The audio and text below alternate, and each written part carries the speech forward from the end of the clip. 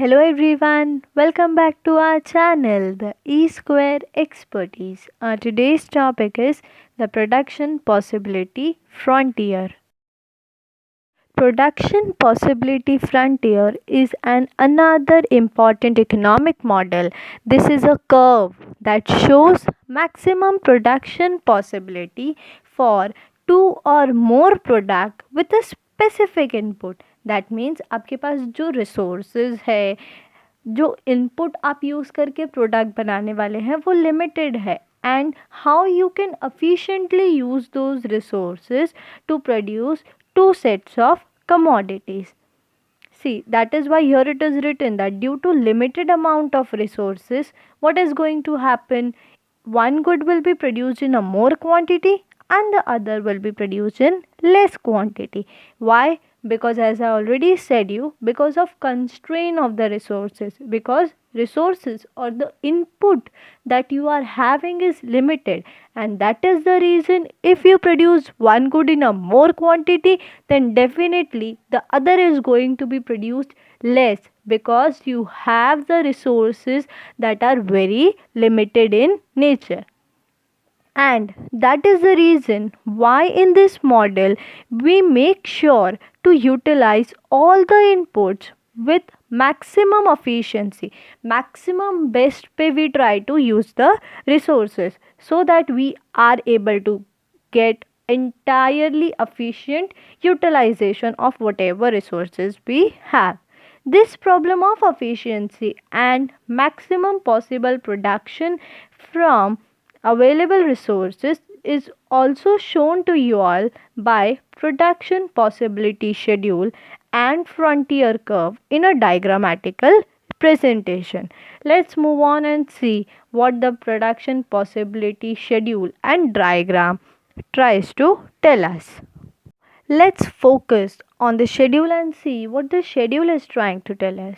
In the first column, that is possible production combinations, here they are trying to tell you that whatever inputs that are available to you, from that you can produce all these combination A, B, C, D, E and F. These combination are going to give you different quantities of consumer goods and different quantity of defense good. Now you see here, in A combination you will produce the highest of consumer goods, but then you cannot produce defense good. Similarly, in F you can produce more of defense good but zero amount of consumer goods. Let us see what the explanation in the next slide tells us. In the above schedule, an economy with its available manpower, technology and ability can produce combination from A to F of consumer goods and defense goods, as I have already told you all. In the schedule, you can see combination B is giving you more of consumer goods, but at the same time it is giving you less of the defense good, and combination E has less of consumer goods but more of the defense good.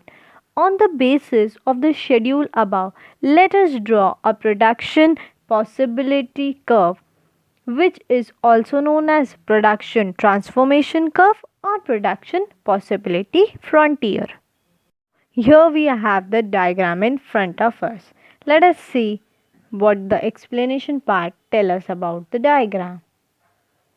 X-axis here represents the defense goods, whereas Y-axis represents the production of consumer goods.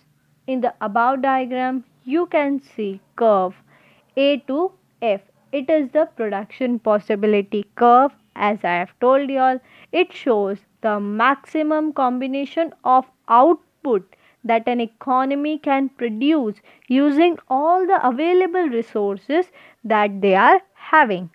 This production possibility curve also tell us about the principle of trade off, which we have studied in the chapter 1, and according to that, if you want more of one good, you need to give away less of another good, and vice versa.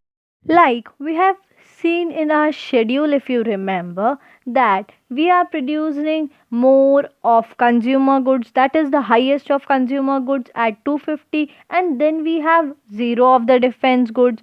Similarly, when we are producing more in quantity of let's say defense goods, then we have zero amount of consumer goods. These are the different combinations. And along with this, you also see some other points, that is point G and point H. Point H is outside the production possibility curve, and so it is not achievable because we have limited resources, and that point is outside the curve. That means we need more resources to satisfy our production possibility till the point G. So any point that is outside the PPC is not reached because of the existing resources being limited. Okay? And if the production is undertaken at the point G, which is below the PPC, here the output will be less because all the resources that we are having is not being utilized in the best possible way, and which will lead to wastage of the resources. Such a production is a result of inefficient application of resources in production management. See, here again in the model we can see H is not achievable because it will require more resources, and G is not achievable because here we will have wastage of the resources, which accordingly is not preferred because we want to have maximum utilization of the available resources. All the points A, B, C, D, E, and F on the PPC indicate maximum output of different combination of consumer good and defense good in a fully employed economy where inputs are employed efficiently. But however, in reality, you see that no economy can be on the PPC. Okay, it can be very near to the PPC but not exactly on the PPC, which thereby indicate some degree of wastage that is taking place in the production process, which resist the economy to reach to its PPC. With this, we come to the end of our topic, and I hope you people have enjoyed it.